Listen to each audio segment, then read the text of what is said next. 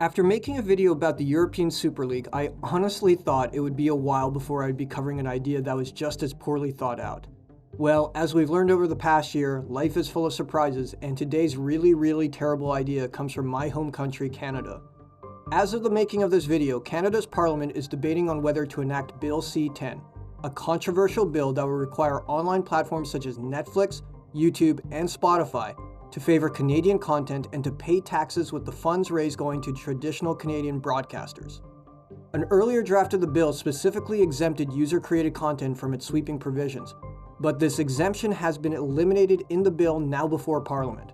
There is thus the very real possibility that a creator on YouTube with a big following will need to make sure their channel has a sufficient level of Canadian content or risk having it be hidden from or unavailable to a Canadian audience. Now, if at this point you're filled with a visceral feeling of disgust, you are not alone. This is what I felt when I first heard this. However, it's not enough for something to feel wrong to make it a bad policy. In this video, we will systematically break down why Bill C-10 and other policy born of social engineering ambition is bad on so many levels. There are several questions that a policymaker should consider when trying to address a problem. The very first question that needs to be asked is there a problem? In medicine, the first and most basic principle all practitioners must learn is first, do no harm. Those who would make policy for the rest of us should be bound by the equivalent maxim: if there isn't a problem or it doesn't look like there will be one, do nothing. If we look at Bill C-10, it's not clear there is even a problem for it to solve. It is the proverbial solution in search of a problem. Right now, people can freely choose what they want to watch on many platforms through the amazing powers of a search box. If they specifically want to watch Canadian content, nothing is stopping them. I personally don't really care about the origin of content. I care about whether it is entertaining, informative, or persuasive. Most Canadians seem to agree, with 56% saying online media should be free from the hands of the Canadian Radio, Television, and Telecommunications Commission, or CRTC, an agency equivalent to the US's Federal Communications Commission. Now, let's say for argument's sake that having lots of Canadian content is a good thing and something we want to encourage. Are we experiencing a shortage of Canadian content right now? The evidence clearly says no. Content being produced in Canada and by Canadians is booming, mainly thanks to productions funded by platforms such as Netflix and Amazon. This conclusion also passes the eye test, with many Canadian artists featuring prominently in all cultural fields in recent years. The proponents of Bill C-10 say that it levels the playing field between internet platforms and traditional broadcasters. This is special pleading, as it's not clear anybody wants this except traditional Canadian broadcasters. When the CRTC was created, there was limited broadcasting spectrum, and there was a case to be made that its use should be regulated to ensure the dissemination of Canadian content. This is certainly not the case now. The internet provides a range of choice at one's fingertips, one that traditional broadcasters can never hope to provide. Nobody is asking for light bulbs to be restricted so that candle makers can compete. Now, we could just dismiss Bill C-10 as an obvious example of a solution in search of a problem. Let us generously assume, just for argument's sake, that there is indeed a real problem. The question we now need to ask ourselves when considering a proposed policy is, will this actually solve the problem? Will this lead to more people watching Canadian content and strengthen our Canadian cultural identity? Bill C-10 seeks to place internet platforms under the supervision of the CRTC, the commission that regulates broadcasting in Canada. To consider if this policy would work, let's examine how well the CRTC currently does at promoting Canadian content with traditional media. First, what even makes content Canadian and on what basis? Is it where it's produced? Is it who produced it? Is it the subject matter? To promote Canadian content, you need to be able to define it. It's almost laughably easy to come up with many examples that show just how terrible the CRTC is at doing this.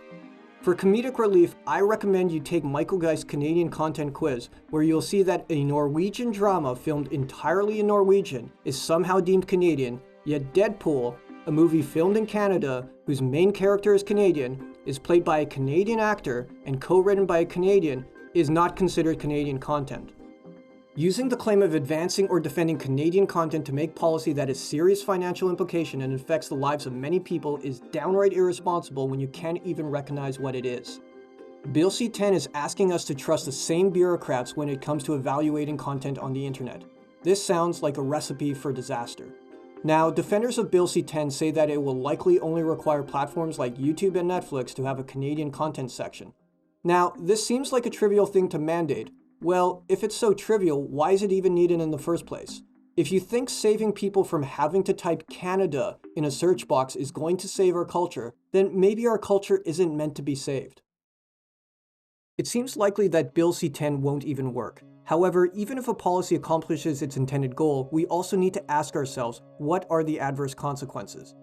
This is more difficult to pin down for Bill C-10, namely because the policy is so poorly defined and poorly written. Minister Stephen Guilbeault has promised many provisions in the bill that are aimed at assuaging concerns. He asks the public to trust him and the CRTC, but these promised provisions have not yet been added. Depending on who you ask, the consequences range from minor to widespread censorship and infringing on liberty and freedom of expression in Canada. When a government, any government, requests its citizens to trust it blindly, that's a cause for alarm. It's also more than a little telling when a former chair of the CRTC says this bill should not be passed in its present form and says the priority has to be making sure we can get the maximum benefit of the internet, not how we can harness the internet into the broadcasting net. Many businesses, when faced with a jurisdiction's onerous restrictions and regulations, will simply choose not to do business in that jurisdiction. It is likely many platforms will look at a relatively small market of 38 million people and either limit their activity or deem it's not worth the trouble. The case against Bill C-10 at this point seems pretty damning. A final question we should ask ourselves when evaluating a policy is, are there better alternatives? One alternative, doing nothing, has the virtue of simplicity and, as we have seen, would clearly be better than implementing C-10. However, if we value Canadian artistry, I believe a better alternative would be to better support Canadian artists who create content instead of trying to shove Canadian content down the throats of its citizens. When it comes to supporting artists, Canada ranks well behind most of its Commonwealth brethren. In the UK, for example, part of the funds collected from their national lottery is given to the arts. In Ireland and Quebec, the earnings of artists are tax-free up to a certain limit. Such policies would encourage Canadians who create content and would involve fewer bureaucratic entanglements. The fears of infringing personal liberties or limiting content for consumers would not even arise. Taken together, we can see Bill C-10 is an attempt to solve a problem that doesn't exist. If enacted, it would likely accomplish the opposite of what it intended.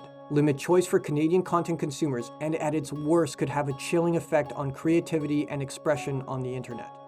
The bill seems to be more about satisfying the fantasies of some Canadian sociology professors than the wishes of most Canadians. At every level, it is policy crafting at its worst. Before I end this video, I need to address the elephant in the room that is the driving force behind Bill C-10. Without addressing it, any sustained policy reform doesn't stand a chance, and we're going to keep revisiting this issue again and again. Canada has a massive blind spot, which is our insecurity, especially towards the United States. I think it stems from the fact that we are very similar to the US, having 1/10 its population and hugging its northern border. To my fellow Canadians, yes, I get it. We live in the shadow of a geopolitical and cultural juggernaut. It's easy to feel insecure. However, here's the thing about identity. Just like an individual's personality, it shines when one is not constantly worried about its status. The fact is, we're doing just fine culturally. There are Canadians contributing in every field, entertaining and inspiring people from around the world. It may not look the way you want it to, but you can't say it isn't Canadian. Culture and identity are fluid, varied, and always evolving. If you really care about our country and want it to succeed on the world stage, here's my advice on what to do about this insecurity. Let it go. Oh, and let us watch what we want to watch. Hi everyone, thanks for watching. If you are angry about Bill C-10 and want to take action, please sign the petition against the bill and contact your Member of Parliament. Open Media has a website that conveniently allows you to do both. I have left a link in the description. Finally, if you want to learn more, please check out the blog of Michael Geist, a professor of the University of Ottawa who has covered this topic extensively and in far more depth than I could in this video. Again, I have left a link in the description.